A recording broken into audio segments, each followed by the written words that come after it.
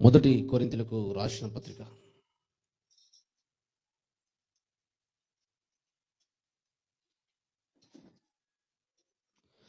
మొదటి కొరింథీయులకు రాసిన పత్రిక 5వ అధ్యాయము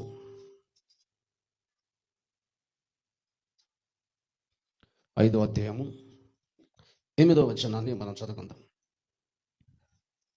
గనుక పాతదైన పులిపిండితోనైనను దుర్మార్గతయు దుష్టత్వమునను పులిపిండితోనైనను కాకుండా నిష్కపట్యమును సత్యమునను పులిని రొట్టెతో పండుగ ఆచరిద్దాము. చిన్న మాట ప్రార్థన చేద్దాం దేవుని సాయం కొరకు. స్తోత్రం దేవా, పరిశుద్ధుడా, మహోన్నతుడా, సర్వశక్తుల దేవా, ఆశ్చర్యకరుడా, అద్భుతకరుడా, ఈ చదువుకున్న లేఖన భాగాన్ని మీరు విరిచి పంచిపెట్టమని, నాతో అందరితో మాట్లాడమని, నీ శిలరక్తము చేత మా దోషమును మా పాపమును మా హృదయాన్ని కడిగిన ఆయన పరిశుద్ధపరిచి తండ్రి, మేమందరం నీ మాటలు వినిచుండగా గ్రహించే మనసు, లోబడే మనసును మాకు దయచేయమని, ఈ దాసు నూతన అభిషేకం వాక్య ప్రత్యక్షత అనుగ్రహించిన ఆయన నీ నోరుగా వాడుకోమని, నాతో అందరితో మాట్లాడమని యేసు క్రీస్తు నామములో స్తుతించి ప్రార్థించి వేడుకొనిచున్నాము తండ్రి. Amen, amen. కొంచెం ముందు వేసుకోండి, చైర్స్ అందరూ మీరు పురుషులందరూ కూడా ముందు వేసుకోండి. మేము చైర్ తీసుకొని మధ్యలో గ్యాప్ ఉంటుంది, మరింత బాగుంటుంది కాబట్టి దగ్గర కూర్చోండి. హల్లెలూయా. మీ కుర్చీలన్నీ కూడా తీసుకొని ముందు రండి, అందరూ ముందు లైన్ కూర్చోండి. దేవునికి మహిమ కలుగును గాక. హల్లెలూయా. జాగ్రత్తగా మనం దేవుని మాటలను విందాం. ఇక్కడ అపోస్తలైన పౌలు భక్తుడు మనము పండుగను ఆచరిద్దాము అంటాడు. ఏం చెప్పండి? అంటే కొత్త నిబంధనలో కూడా పులిని రొట్టెతో పండుగ ఆచరించదము అన్నాడు. పండుగను మనం ఆచరించాలని అపోస్తలైన పౌలు భక్తుడు అంటున్నాడు. కనుక ఏం పండుగ అది? పులిని రొట్టెల పండుగ. పాత నిబంధనలో ఇశ్రాయేలు ప్రజలకు దేవుడు 7 పండుగలు ఇచ్చాడు. ఎన్ని పండుగలు చెప్పండి? 7 పండుగ. మొదటి పండుగ పేరు ఏంటిది? పండుగ గుర్తుపెట్టుకోకపోతే మనం చాలా నష్టపోతాం. ఈ పండుగలు చాలా ఇంపార్టెంట్. ఇది ప్రతి క్రైస్తవుడు ఈ పండుగల గురించి తెలుసుకోవాలా. మన రక్షణ సంకల్పం అంతా కూడా ఒక విశ్వాసం ఎలా రక్షణ పొందాలో, ఎలా పరిపూర్ణుడు కావాలో మొత్తం ఈ పండుగలోనే ఉంది భావం అంతా. మొదటి పండుగ అని చెప్పండి? పస్కా పండుగ. హల్లెలూయా. చూసానని చెప్పండి, పర్లేదు. హల్లెలూయా. ఏం పండుగ?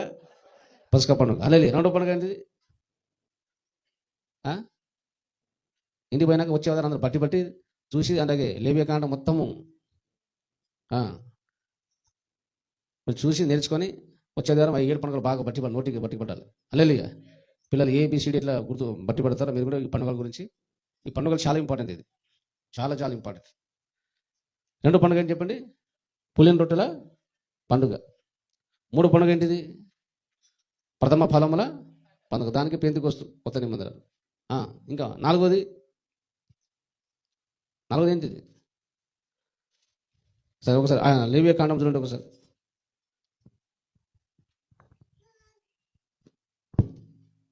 లేవియకాండం చూస్తే మీకు ఆ పండుగల గురించి లైన్గా సీరియల్గా రాయబడుతుంది.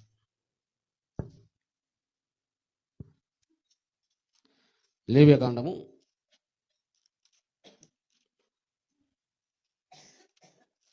'ఈ పండుగల గురించి మీ అందరూ కూడా ఇంటి పైన నేర్చుకోండి. లేవియకాండం 23వ అధ్యాయంలో మొత్తము 7 పండుగల గురించి స్పష్టంగా రాయబడి ఉంది. లేవియకాండం 23వ అధ్యాయం. మొదటి పండుగ గురించి ఎక్కడుంది?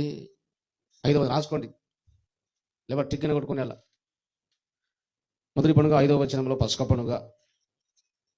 రెండో పండుగ 6వ వచనంలో పొంగని రొట్టెల పండుగ. దానిని ఇంకో పేరు పులిని రొట్టెల పండుగ. పొంగని రొట్టెల పండుగలన్నా పులిని రొట్టెల పండుగ అన్న ఒకటే. మూడోది ఏంటిది? 9, 10 పంట నుంచి ప్రథమ ఫలం ఇవ్వాలనగా దానికి ప్రథమ ఫలంలో పండుగ. 9, 10, 11 వచనాల్లో. 4వ పండుగ ఏంటిది? చెప్పాలా? 4వ పండుగ ఏంటి చెప్పండి? 15వ వచనం నుంచి 4వ పండుగ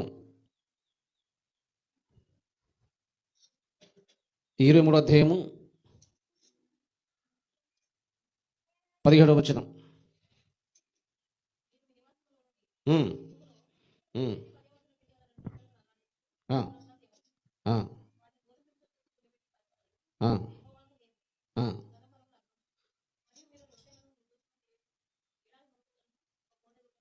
వారముల పండుగ. ఏం పండుగ చెప్పండి? వారముల పండుగ. ఇంకో పండుగ ఏంటిది? అలాగే బూరల పండుగ. ఇంకో పండుగ వర్ణశాలల పండుగ. ఈ అధ్యాయం తర్వాత చదువుకోండి, మళ్ళీ దాని గురించి వివరించాలని మళ్ళీ కష్టమవుతుంది, టైం వేస్ట్ అవుతుంది. కనుక 7 పండుగల గురించి మీరు స్పష్టంగా అలాగే మీరు తెలుసుకొని ఉండాలి. ఏం చెప్పండి? 7 పండుగల గురించి స్పష్టంగా తెలుసుకొని ఉండాలి. ఇక మనం చదువుకున్న లేఖన భాగంలో ఏ పండుగ గురించి రాయబడింది? కొత్త నిబంధనలో పులిన రొట్టెల పండుగ. పులిన రొట్టెతో మనం పండుగ ఆచరించాలంటే పాత నిబంధనలో ఉన్న పులిన రొట్టెల పండుగల గురించి అక్కడ పౌలు భక్తులు మాట్లాడుతున్నాడు. అయితే దానిని చాలామంది అపార్థం చేసుకున్నారు. మనం పండుగ ఆచరిద్దామని మాట అయితే కొత్త నిబంధనలో ఉంది. పులిన రొట్టెలతో మనం పండుగ ఆచరించాలని అక్కడ రాయబడింది కాబట్టి ఆ ముక్క తీసుకొని ఈరోజు చాలామంది అలాగే పండుగలు ఆచరించాలని ఇప్పుడు పస్క పండుగ కూడా చేస్తున్నారు. ఏం చేస్తున్నారు? పస్క పండుగ. పస్క పండుగ రోజు మేక కోసి మంచిగా దావ చేసుకొని కోటర బీర్ తాగి కళ్ళు తాగి ఎంజాయ్ చేస్తున్నారు. ఎందుకని ఎట్లా చేస్తున్నారు? మీరు చేయకూడదు కదా అని అన్నాం అనుకోండి. పండుగ ఆచరిద్దామని ఉన్నది కదా బైబిల్లో, కొత్త నిబంధనలో అనే మాటను తీసుకొని చాలామంది అపార్థం చేసుకుంటున్నారు. అక్కడ పౌలు చెప్పేది ఏమిటంటే ఈ 7 పండుగలు ఏం చేయాలి చెప్పండి? ఈ 7 పండుగలు ఇవి సాదృశ్యాలు. చెప్పండి, ఇవి సాదృశ్యాలే కానీ అక్షరాలుగా మనం కొత్త నిబంధనలు వాటిని పాటించాల్సిన అవసరము లేదు. ఎక్కడుంది మాట? కొలొస్సీయులకు రాసిన పత్రిక. అవి ఛాయ, ఒక నీడ. క్రీస్తులో మనకు అసలైన పండుగ ఉంది. క్రీస్తులో మనము పొందబోతున్న 7 ఆశీర్వాదానికి సాదృశ్యాలు ఈ 7 పండుగలు. 7 ప్రవచనాలకు ముందు గుర్తుగా ఈ 7 పండుగలు. క్రీస్తులో ఉన్న అలాగే 7 ఆశీర్వాదానికి సాదృశ్య రూపంగా 7 పండుగలు ఉన్నాయి. కొలొస్సీయులకు రాసిన పత్రిక ఒకసారి మీరు చూడండి. కొలొస్సీయులకు రాసిన పత్రిక, కొలొస్సీ 2వ అధ్యాయము 16వ వచనం. కాబట్టి అన్నపానముల విషయములోనైనాను, పండుగ, అమావాస్య, విశ్రాంతి దినము అనువాటి విషయంలోనైనాను మీకు తీర్పు తీర్చిన ఎవరికి అవకాశము ఇయ్యకుడి. ఇవి రాబో వాటి ఛాయే గాని. ఇవి అంటే ఏవి? పైన చెప్పబడినవి. ఇవి అనగా ఏంటిది? ఇవి అంటే పైన అన్నపానములు, అంటే పాత నిబంధనలు అన్నపానం, కొన్ని భోజనం తినాలి తినకూడదు అని ఉంది కదా. అవి దేనికి? అవి పండుగలు, అమావాస్య, విశ్రాంతి, ఈ పాత నిబంధనలు ఉన్న ఇవి రాబో వాటి ఛాయే గాని నిజ స్వరూపము క్రీస్తులో ఉన్నది. నిజ స్వరూపం ఎవరిలో ఉన్నది? ఇవి ఛాయ, నీడ. అన్నపానములు ఒక నీడ, అలాగే క్రీస్తులో నిజ స్వరూపం ఉంది. పండుగ ఒక ఛాయ, నిజ స్వరూపము క్రీస్తులో ఉంది. అమావాస్య, విశ్రాంతి దినము ఒక ఛాయ, నీడ, దాని సాదృశ్యం. అసలే నిజ స్వరూపం ఎక్కడుంది? క్రీస్తులో ఉంది. కాబట్టి పండుగ అనగా 7 పండుగలు అవి ఛాయ కానీ నిజ స్వరూపం ఎవరిలో ఉంది? క్రీస్తులో ఉంది. అది అక్షరాలుగా మనం పాటించమని కాదు, అది ఛాయ, ఒక నీడ. అసలైన పండుగ ఎవరిలో ఉంది? క్రీస్తులో ఉంది అని చెప్పడానికి. అలాగే మనకు 7 పండుగలు దేవుడు ఆచరించమని ఇశ్రాయేలు ప్రజలకు దేవుడు చెప్పాడు. హల్లెలూయా. మొట్టమొదటి పండుగ ఏంటిది చెప్పండి? మొట్టమొదటి పండుగ ఏంటి? పస్కా పండుగ. ఏం పండుగ? పస్కా పండుగ అన్నమాట. కాబట్టి ఆ పస్కా పండుగ అది ఛాయ. ఏం చెప్పండి? నీ నిజ స్వరూపం ఎక్కడుంది? అసలైన పస్కా ఎక్కడుంది? క్రీస్తులో ఉంది. అందుకే మనము మూలవాక్యంలో చదువుకున్నాం కదా, 1 కొరింథీయులకు రాసిన పత్రిక. ఈ మూలవాక్యం మర్చిపోతుంది మీరు. మూలకు మనం త్రోసివేయద్దు. ఇది మరలా ఈ మూలవాక్యం దగ్గర మనం వస్తాం. 5వ అధ్యాయం 7వ వచనం చూడండి. మీరు పులిపిండి లేని వారు గనక, 5వ అధ్యాయం 7వ వచనం, 1 కొరింథీ. ఆ పాతదైన పులిపిండిని తీసి పారివేయడి. ఇంతేకాక క్రీస్తు అను మన పస్క పశువు వధింపబడెను. క్రీస్తు అను మన పస్క పశువు వధింపబడి అంటే పాత నిబంధనలలో ఉన్న పస్క పండుగలో ఉన్న ఆ మేక ఎవరంట? క్రీస్తు అను మన పస్క పశువు. పాత నిబంధన పస్క పండుగలో ఆ పశువు ఎవరు? యేసుప్రభు ఎలా బలి కాబోతున్నదో అది నేర్పించడానికి పస్క పండుగ ఆచరించమని దేవుడు చెప్పాడు. అంతేగాని మీరు మేక కోసి తినమని కాదు. కొత్త నిబంధనలు చాలా మంది దైవ సేవకులు తప్పు చేస్తున్నారు. చాలా ఊళ్ళలో పస్క పండుగ ఆచరించడం ఇది పాపము, తప్పు, పొరపాటు, వాక్య విరుద్ధము. దానివల్ల దేవుడు ఏమాత్రం సంతోషించాడు.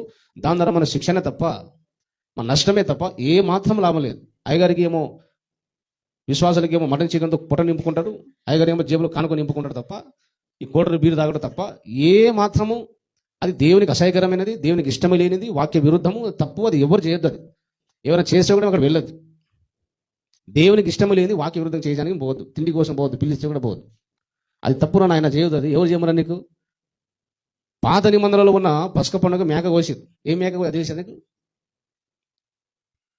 ఎలా కోయమన్నాడు తెలుసా? ఒకసారి చూడండి, నిర్గమకాండం 12వ అధ్యాయం చూడండి. పసక పండుగ గురించి ఎట్లా ఆచరించాలో చెప్పాడు. పాత నిబంధనలో పసక పండుగలు 7 పండుగలు, అట్లాగే 7 పండుగలు అవి సాదృశ్యాలు. యేసు ప్రభులో ఉన్న అలాగే కొన్ని 7 ఆశీర్వాద విశ్వాసులైన మనము యేసు ప్రభులో పొందే 7 ఆశీర్వాదానికి అవి సాదృశ్యంగా ఉన్నాయి. ఆ 7 పండుగలు 7 ప్రవచనాలు. ఏం చెప్పండి? ఆ పండుగలు జరగబోయే సంగతిని ప్రవచించినాయి. 7 పండుగలు భవిష్యత్తులో జరగబోయే రాబో దినాలలో దేవుడు చేయబోతున్న కార్యానికి అవి ప్రవచిస్తుంది. అలాగే ప్రవచించడమే కాదు, యేసు ప్రభులు పొందబోయే 7 ఆశీర్వాదానికి అవి సూచన. నిర్గమకాండంలో ఒకసారి చూడండి. వచ్చే ఆదివారం అందరూ 7 పండుగల గురించి మీరు నేర్చుకొని తెలుసుకొని 7 పండుగలు అందరూ కూడా ఒకరొకరు అందరూ చెప్పాలి నిలబడి. అలే స్కూల్లో చెప్పినట్టు అల్లెలుయ్య. ఆ 7 పండుగల గురించి మీరు తెలుసుకో. ఏం చేస్తారో మీరు ఇష్టం, కానీ వచ్చే వారం 7 పండుగ నైరు టకటకటగా చెప్పాలి. అల్లెలుయ్య. ఈ 12వ అధ్యాయం చూడండి. క్రైస్తవులకు మనకు 7 పండుగలు చాలా మనం పాటించే అక్షరాలు, కానీ అది ఆత్మ సంబంధమైన ఎన్నో పాఠాలు అందులో ఉన్నాయి. కాబట్టి పేర్లు మనకు చాలా అవసరం. ఆ పండుగ గురించి వివరణ మనకు అవసరం లేదు. ఏది బైబిల్ రాయించాడు దేవుడు. నిర్గమకాండం 12వ అధ్యాయం చూడండి. ఇప్పుడు ఆ మేక గురించి చెప్పాడు దేవుడు. ఏం చెప్పాడు? 5వ వచనం. ఆ గొర్రెపిల్లను పూజించటకు ప్రతి వాని భోజనములను పరిమితిని బట్టి వారిని లెక్కింపవలేను. ఒకసారి 3వ వచనం చూడండి. మీరు ఇశ్రాయేలుల సర్వ సమాజముతో ఈ నెల దశమి నాడు వారు తమ తమ కుటుంబముల లెక్క చొప్పున ఒక్కొక్కడు గొర్రె పిల్లనైనా మేక పిల్లనైనను, అనగా ప్రతి ఇంటికి ఒక గొర్రె పిల్లనైనను ఒక మేక పిల్లనైనను తీసుకోవాలి. గొర్రెలు తీసుకోవచ్చు, మేకలు తీసుకోవచ్చు. 6వ వచనం. నిర్దోషమైన ఏడాది మగ పిల్లని తీసుకోవాలి. ఏం చెప్పండి? జాగ్రత్త వినాలి. పసక పండుగ ఎట్లా ఆచరించాలంటే మేక పిల్లని తీసుకోవచ్చు, గొర్రెల నుంచి కూడా తీసుకోవచ్చు, కానీ అది ఏడాది ఉండాలి. ఏమని చెప్పండి? ఏడాది. నిర్దోషమైనది అంటే ఏది ఎక్కడ మేక కానీ గొర్రె కలిసింది తీసుకెళ్ళి మచ్చ కూడా ఉంటుంది. అది పవిత్రంగా ఉండాలి, నిర్దోషంగా ఉండాలి. పశంలో చెప్పండి, నిర్దోషమైనది. ఏం చెప్పాలా? నిర్దోషమైన. రెండోది ఏంటిది? అక్కడ చూసి చెప్పండి. నాకు ముఖం చూస్తే మీకు అర్థం కాదు. అల్లెలుయ్య. అది చూసి చెప్పండి. అల్లెలుయ్య. నాకు చూస్తే ఏం లేదు ముఖంలో. అల్లెలుయ్య. బైబిల్ చూసి చెప్పండి. కరెక్ట్ చెప్పాలా? అల్లెలుయ్య. మీరు కరెక్ట్ చేస్తే మీకు కూడా మేక తినిపిస్తారు. అల్లెలుయ్య. ఏమని చెప్పండి? నిర్దోషమైన ఏడాది. 2వ లక్షణం ఏంటిది? ఏడాది అంటే సంవత్సరం మగది ఉండాలి. రెండోది నిర్దోషమైనది. మూడోదిగా ఏడాది. 3 లక్షణాలు ఉండాలి. చెప్పండి. ఒకటి చెప్పండి, నిర్దోషమైనది, ఎలాంటి కల్మషం ఉంటుంది అందులో. రెండోది ఏడాది అంటే సంవత్సరం అది ఉండాలి కరెక్ట్గా. మళ్ళీ దానికి ఎక్కువ సంవత్సరం దాటింది కూడా ఉండదు. సంవత్సరం అంటే నిండు యవనంలో ఉంటుంది అన్నమాట. మేకపిల్ల అయినా గొర్రె ఒక సంవత్సరం అంటే మీ ఊర్లో అందరూ తెలుసు. అల్లెలుయ్య. చిన్నప్పుడు మేకను చూసి ఉంటారు, మేబీ ఉంటారు. అల్లెలుయ్య. ఎంతమంది మేపిన మేకను చేయలేకుండా ఒకసారి దేనికి ఇస్తోత్రం. అల్లెలుయ్య. నేనే మేపిన, దేనికి ఇస్తోత్రం. చిన్నప్పుడు మనం మేపినాం. ఒక సంవత్సరం ఒక మగ మరి గొర్రెపిల్ల అయినా మేకపిల్ల నిండు యవనంగా ఉంటుంది అన్నమాట. ఏడాది అంటే ఒక సంవత్సరం ఉండాలి. అది మగది ఉండాలి. ఏం చెప్పండి? మగపిల్ల, ఆడది కాదు. అది మనం కోయాలి. అల్లెలుయ్య. కోసి ఏం చేయాలా? ఎప్పుడు కోయాలి మరి? అది 7వ వచనం. ఈ నెల 14వ దినం వరకు మీరు దాన్ని ఉంచుకొనవలేను. తర్వాత ఇశ్రాయేలుల సమాజం అందరూ తమ తమ కూటములలో సాయంకాలమందు దానిని చంపి దాని రక్తం కొంచెం తీసి తాము దాన్ని తిని ఇండ్ల ద్వారమందు 2 నిలువు కమ్ముల మీదను పై కమ్మి మీదను చల్లి సాయంకాలము కోయాలి. రక్తము తీసుకోవాలి. తీసుకొని ఎక్కడ? ద్వారం మీద చల్లాలి. చల్లుతురా ఇప్పుడు పసక పండుగ రోజు? డైరెక్ట్ తినడే తప్ప. సరే పోనీ, అది పాటించవద్దు, తర్వాత పక్కన పెడదాం. సరే ఇట్లనే పాటించాలి. మరి మగది ఉండాలి, ఏడాది ఉండాలి, నిర్దోషం అనేది ఉండాలి, సాయంకాలం కోయాలి. ఆ రక్తం తీసి మీ ఇంటి మా ఊరు భాషలో చెప్పండి, మీ దర్వాజా మీద నిలువు అడ్డం ఇట్లా రక్తం పట్టి అది మంచిగా రుద్దాలి. ఇంటి దర్వాజా మీద మీరు మరి ఇట్లా నిలువు అడ్డము దర్వాజా మీద రక్తం పట్టుకొని అది చల్లాలి. ఎట్లా చల్లుతురా మరి? ఇంకేమన్నాడు చూడండి. 8వ వచనం. ఆ రాత్రి వారు అగ్ని చేత కాల్చబడిన ఆ మాంసం. మిగతా ఏం చేయాలి? ఆ రాత్రి వారు అగ్ని చేత కాల్చబడిన ఆ మాంసమును పొంగిన రొట్టెలను తినవనెను. ఆ పసక పండుగను ఎలా తినాలంట? ఇది చాలా జాగ్రత్తగా ఉండాలి. మీకు విషయం చెప్తున్నాను నేను, వివరణ ఎందుకు చెప్తున్నాను. ఆ పశువును మాంసం తినేటప్పుడు ఎట్లా తినాలి? పొంగని రొట్టెలు తినవలేను. చెప్పండి, ఏ రొట్టె అంట? పొంగని రొట్టె. రొట్టె పొంగలంటే ఏం చేయాలి చెప్పండి? గోధుమ రొట్టె పొంగాలంటే అందులో పులిసిన పిండి ఉండాలి. ఏం చెప్పండి? పులిసిన పిండితో డబుల్ రొట్టె లాగా అవుతుంది అన్నమాట. డబుల్ రొట్టె అంటే అర్థం ఏంటి? పులిసిన పిండితో చేస్తారు డబుల్ రొట్టె. అల్లెలుయ్య. డబుల్ రొట్టె కావాలి. అది బాగా పిండి పులిసిన తర్వాత అప్పుడు చేస్తారు, ఇటు పొంగుతుంది అన్నమాట.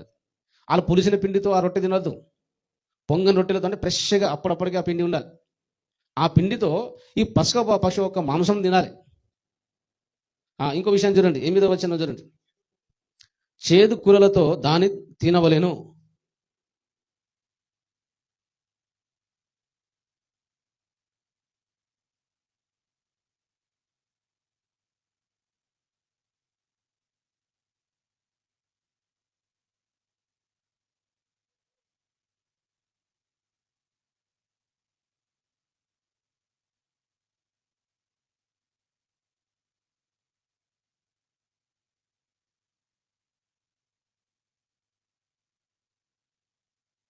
హల్లెలూయా.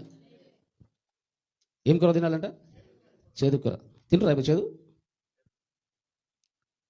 జాగ్రత్త వినండి. ఇప్పుడు చాలా మందికి సత్యవాక్యం తెలియదు. మనం చెప్తున్నాం సత్యవాక్యం నేర్చుకుంటారా, సత్యవాక్యం నేర్చుకుంటారా, ఏమి నేర్చుకోవాలా మీకే తెలుసా అంటే మాకే తెలుసు, మీకు తెలియదు కాబట్టి నేర్చుకోవాలని చెప్తున్నాం. మనం సత్యమాలకు రండి రండి రండి అంటే ఈ వాక్యంలో ఉన్న సత్యం ధరించినయ్యా అని చెప్తున్నాం. ఏదో ఒకటి గాలి కొట్టినట్టుగా ఏదో వాక్యం కనబడి పౌలు పండుగను ఆచరించి మనకు ముక్క ఉంది కాబట్టి మనం కూడా పసక పండుగ చేద్దామని చెప్పడం కరెక్ట్ కాదు.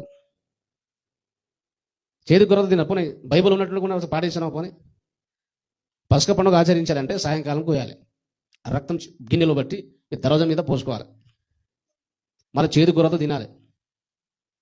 ఇంకోటి తెలుసా మీకు విచిత్రమైన సంగతి చెప్తాను. ఇంకోటి చూడండి. ఇక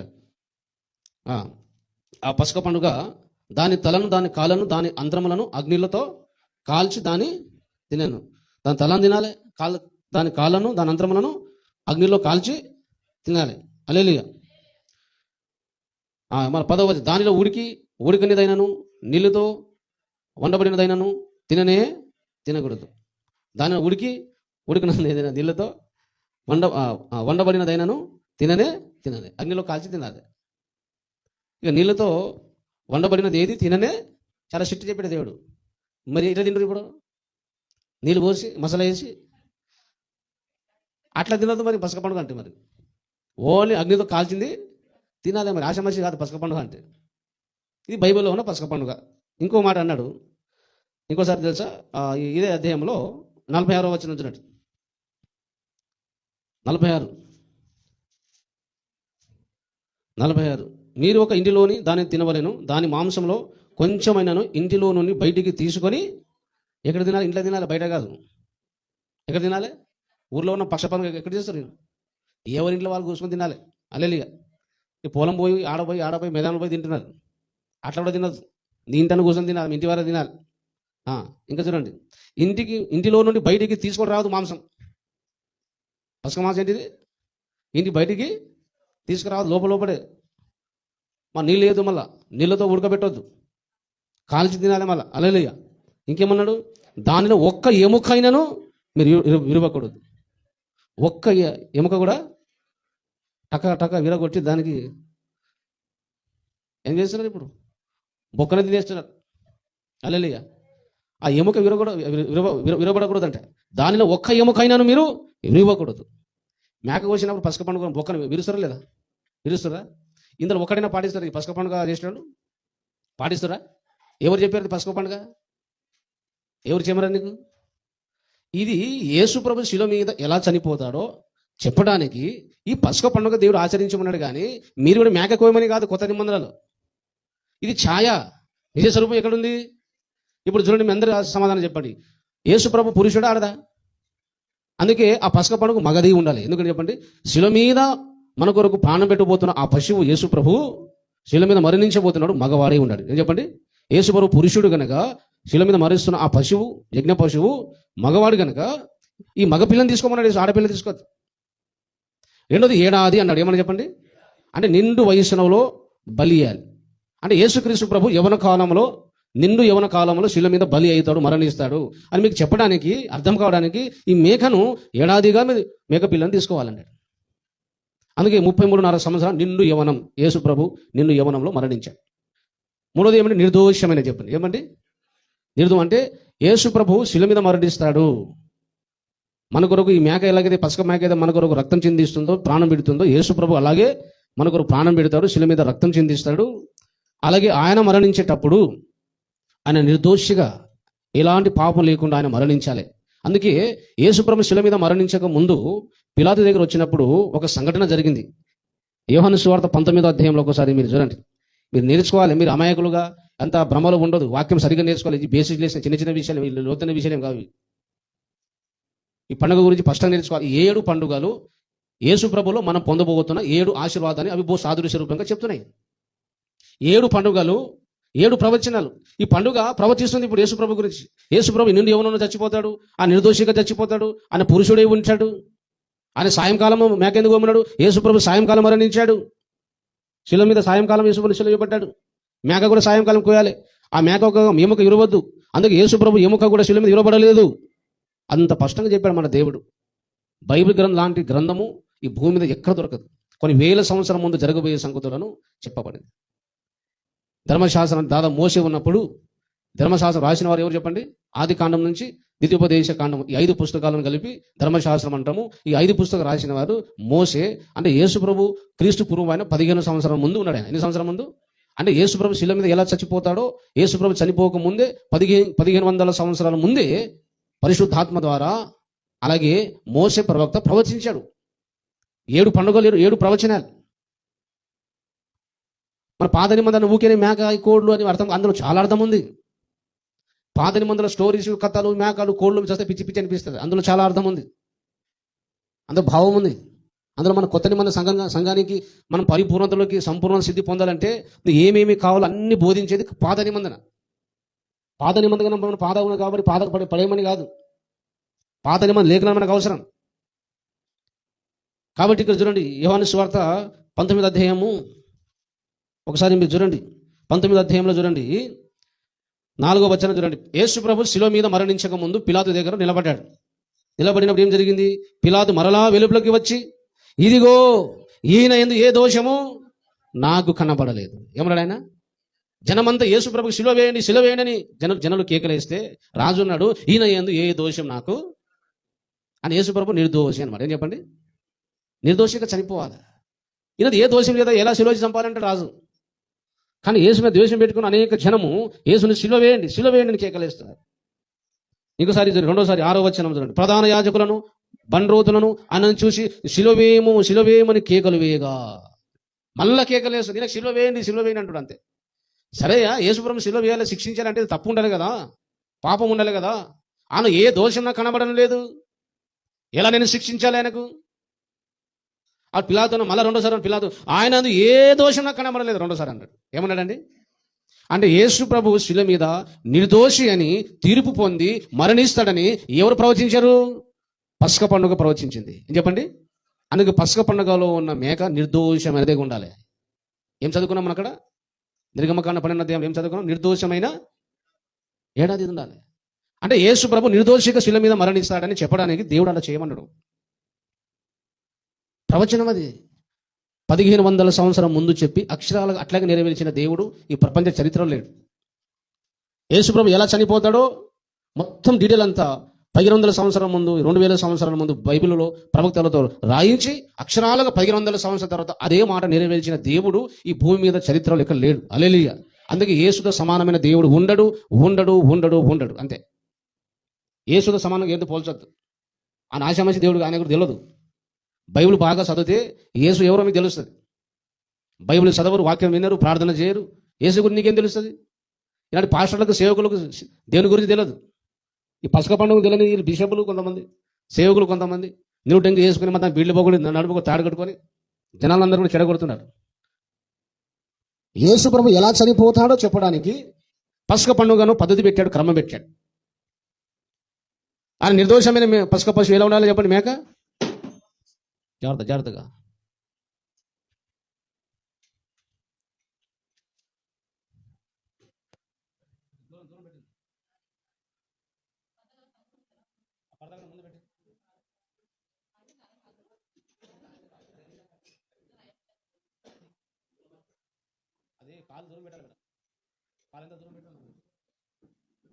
హల్లెలూయా. దూరం కూర్చున్నాడు, గాలికి పడిపోయింది. దేనికి స్తోత్రం కలుగుగా. హల్లెలూయా. దూరం కూర్చొని దాని గురించి కూర్చుంటారా? దేనికి మహిమ కలుగునుగా. హల్లెలూయా.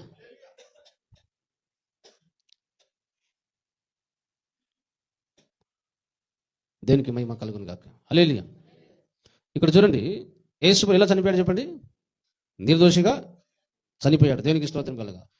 యేసు ప్రభు అలాగే ఇదే 19వ అధ్యాయము 28వ వచనం చూడండి. 19:28.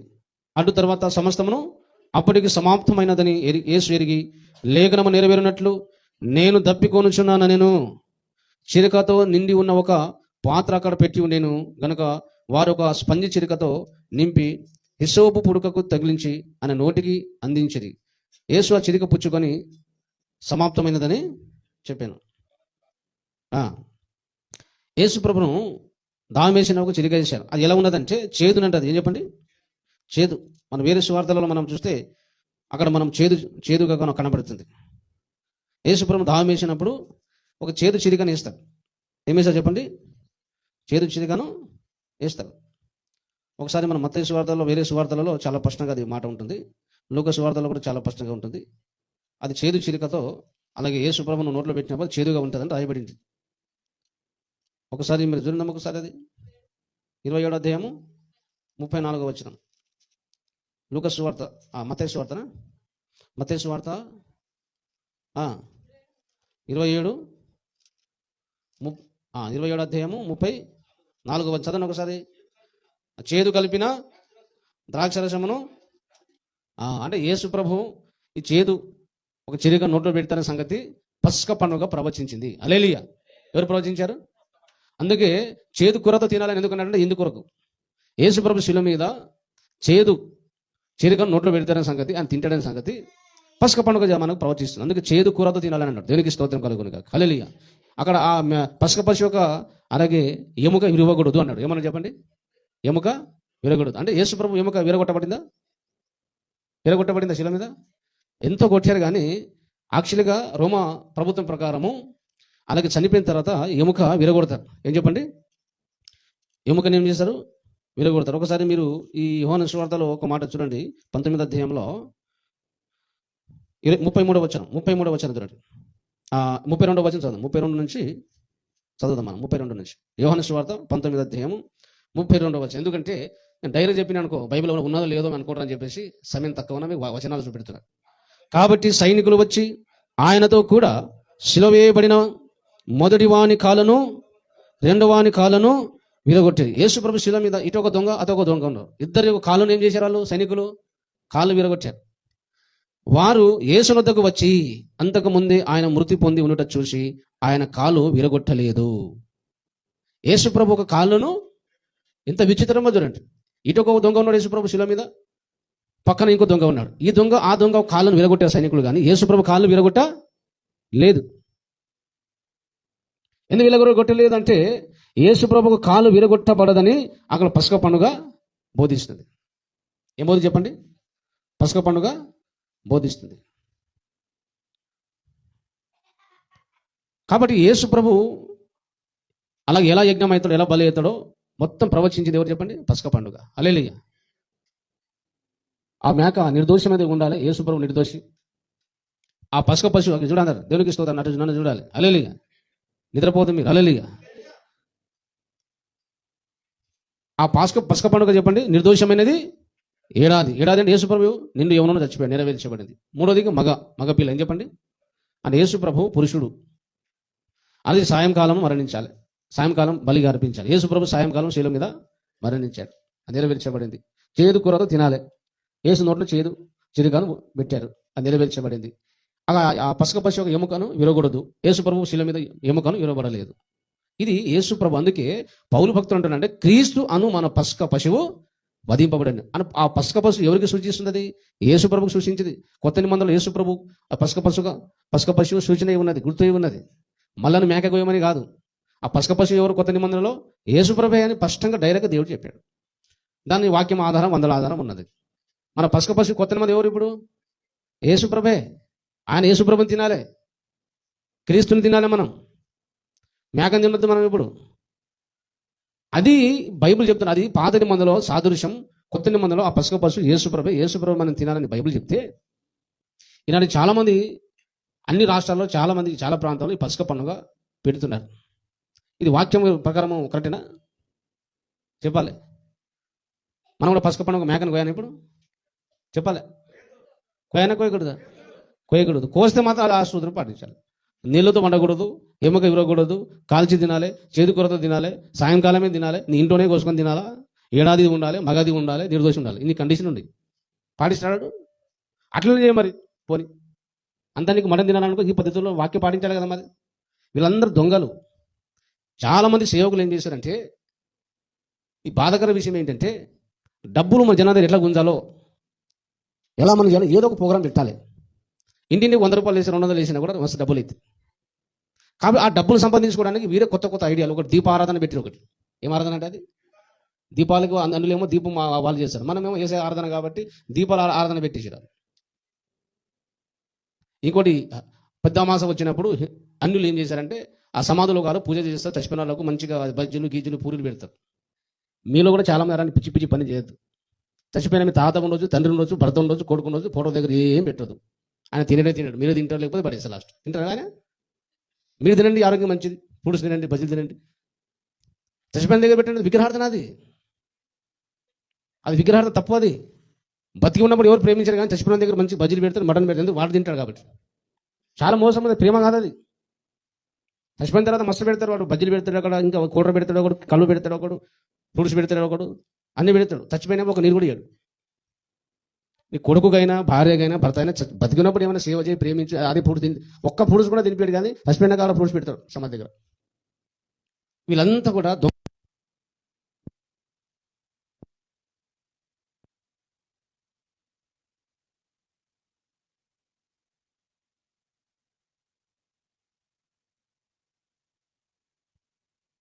ఎవరు చేయలేదు. అలెలుయా.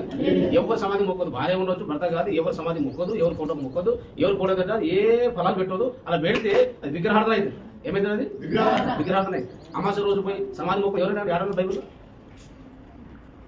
ఆకాశం అంతే కానీ భూమి కానీ దేని రూపంలో చేసుకోకుండా దేనిని మొక్కదు, నమస్కారం చేయదు బైబుల్ లేదా? ఆమె లేదా? మరి ఎందుకు మొక్తాను? సమాధి ఎందుకు మొక్తాను? చచ్చిపోయిన దగ్గర ఎందుకు మొక్తాను? ఎవరు మొక్కమని చెప్పింది చెప్పండి? బైబిల్ చెప్పింది అది పాపం. అది విగ్రహార్థన. ఇతర దేవతను మొక్కడం ఎంత పాపమో, మీలో చచ్చిపోయిన వారికి మొక్కడం కూడా అంతే పాపం. ప్రేమ ఉంటే చచ్చిపోయినప్పుడు బాగా ప్రేమించు, ఎంత ప్రేమ ఇంతనే సేవ చేయి. చచ్చిపోయినాక సమాధి ఏం చేస్తావు? నేను మా నాయన చేస్తుండే. మా నాయన ఏం చేసింది తెలుసా? మా నాయన తాగుతుంది కాబట్టి మా అమ్మకు సెంటిమెంట్ కాదు, ఎందుకంటే చచ్చిపోయిన మా తాత చచ్చిపోయిన సమాధి ఉంది. మా నాయన ఏం చెప్తానంటే, రాదున మన నాయన కళలో వచ్చిందమ్మా అని చెప్తుంది. కళలో వచ్చి బాగా బాధపడుతున్నాడు, అని ఆత్మకు శాంతి కొరకు ఇక కూడరు కావాలి అడుగుతున్నాడు. రాత్రి రోజు కళలో చదివిస్తున్నాడు అని చెప్పేసి మా నాయన మా అమ్మ దగ్గర 100 రూపాయలు తీసుకొని 100 రూపాయలు కూర తీసుకొని మా తాత సమాధి దగ్గర పోతుండే. ఎందుకు పోతుండే ఆయన? కళలో వచ్చినట్టే మా అమ్మ కూడా అదే మూఢనమ్మకం కదా. కళలో వచ్చినాక మళ్ళీ ఇంకేమైనా దోషం కాగలని చెప్పేసి ఆయన మామూలు అయితే ఏదు, మా అమ్మ తాగితే తిడతారు. ఇక సమాధి దగ్గర పోయినాక ఏం చేస్తాం? నాకు చిన్నగా తీసుకొని ఇద్దరం పోతుండే మేము. ఒక కొబ్బరికాయ తీసుకొని ఒక కూర తీసుకొని పోతే మా నాయన జాగ్రత్తగా ఇట్లా మెల్లగా మళ్ళీ ఎక్కువ పడిపోతే మళ్ళీ తక్కువ పడుతుందని కరెక్ట్గా 5 చుక్కలు వేసి మీద తాగి వస్తుండే. నేనేమంటే నాయన కొంచెం ఇంకా ఇంత సగం కొంచెం ఇంకా తాతాడేమో తాత అని నాకేం తెలియదు. అప్పుడు మన ఆత్మశాంతి కలగానే 5 చుక్కలేనా? ఆ కూడరత పోయాడు. ఈ జనాలు ఏమిటంటే, వాళ్ళ పుట్ట కోసము ఈ సమాధిని చచ్చిపోయిన వారి పేరు ఆడుకొని దావా చేసుకుంటారు తప్ప వీళ్ళంతా ప్రేమ ఉన్నట్టు కాదు. ఎంత మోసం! అంత జనాలంతా ఏం చేశారు చెప్పండి? మోసము. దైవ సేవకులు కూడా చాలా మంది విశ్వాసులు మోసం చేస్తున్నారు. మన వాక్యంలో లేనిది మనం చేస్తే నీకు ఆశీర్వాదం ఉండదు. సత్యవాక్యం ఏం చెప్తుందంటే, పసక పండుగ మనం ఆచరించొద్దు చెప్తుంది. అది ఆత్మ యేసుప్రభే మన పసక పశువు. ఎవరు చెప్పండి? యేసుప్రభే మన పసక పశువు. ఎవరు చెప్పండి? యేసుప్రభే మన పసక పశువు. ఆయన యేసుప్రభుని తిని ఇప్పుడు నువ్వు క్రీస్తును తినాలి. యేసుప్రభు మన పసక పశువు కాబట్టి ఆ పసక పండుగను మనము పులిని రొట్టెతో మనము పాత నిబంధనలు ఏముంది ఎలా తినాలంట? పొంగని రొట్టెతో మనం దాన్ని తినాలి. ఎందుకు తినాలంట? పొంగని రొట్టెలు. దానికి ఇక్కడ మనము పులిని రొట్టెతో తినాలంటాడు. పొంగని రొట్టెలన్నా పులిని రొట్టెలన్నా ఒకటే. ఈ పదాలు మనం కనిపిస్తుంది కాదు, గుర్తుపెట్టుకుని. పొంగని రొట్టెల పండుగ అన్నా పులిని రొట్టెల పండుగ అన్నా ఒకటే. ఎట్లా పొంగుతుంది అంటే పులిసిన పిండితో చేస్తే పొంగుతుంది. దాని అందుకే పొంగని రొట్టెతో మనము పండుగ ఆచరించాలంట. దేవునికి స్తోత్రం కలుగుతారు. ఎలా చేయాలంటే చెప్పండి? మన మూలవాక్యం ఎక్కడ ఏమన్నారు పౌరు భక్తులు? ఈ పసక పండుగ క్రీస్తును మన పసక పశువు వధింపబడేను. పసక పశువు వధింపబడేను. ఈ పశువును మనము పసక పండుగను మనము ఎలా ఆచరించాలంటే పులిని రొట్టెలతో ఆచరించాలి. దేనికి స్తోత్రం కలుగునుగాక. హల్లెలూయా. ఒకసారి మీరు చూడండి, మొదటి కొరింథీయులకు రాసిన పత్రిక 5వ అధ్యాయము 8వ వచనము. ఒకసారి మీరు జ్ఞాపకం చదవండి. ఒకసారి 7, 8, 2. మీరు పులిపిండి లేనివారు గనక క్రొత్త ముద్ద అవుటకై ఆ పాతదైన పులిపిండిని తీసి పారివేయండి. పాతదైన పులిసి పిండిని తీసి పారివేయండి. అంతేకాక క్రీస్తు అను మన పస్క పశువు వధింపబడిన. క్రీస్తు అను మన పస్క పశువు అంటే పాత నిబంధనలో పస్క పశువు, కొత్త నిబంధనలో యేసుప్రభు. యేసుప్రభుకు సాదృశ్యమై ఉన్నది. హల్లెలూయా. ఇక మనం మేక కావాల్సిన అవసరం లేదు. ఏసా చచ్చిపోయాడు మన కొరకు మేకలకు. హల్లెలూయా. క్రీస్తుని తినాలి. మనం ఎవరు తినాలా? యేసుని తినాలి. ఎలా తినాలి? ఎలా ఆచరించాలి పండుగ? పాతదైన పులిపిండితోనైనను. పాతదైన జాగ్రత్త గమనించండి. ఇప్పుడు పస్క పండుగను మనము ఆచరించాలి. ఎలా ఆచరించాలంటే మేకతో కాదు. కొత్త నిబంధనలో క్రీస్తే మన పశువు. ఎవరు చెప్పండి? క్రీస్తే ఆ మేక, ఆ గొర్రె యేసుప్రభు. కాబట్టి ఎలా ఆచరించాలంటే పాతదైన పులిపిండితోనైనను. పాతదైన పులిపిండి అంటే పులిసిన పిండి. పులిపిండి అంటే మన ఇంకా కొత్తగా అనుకోగలరా అంటే. హల్లెలూయా.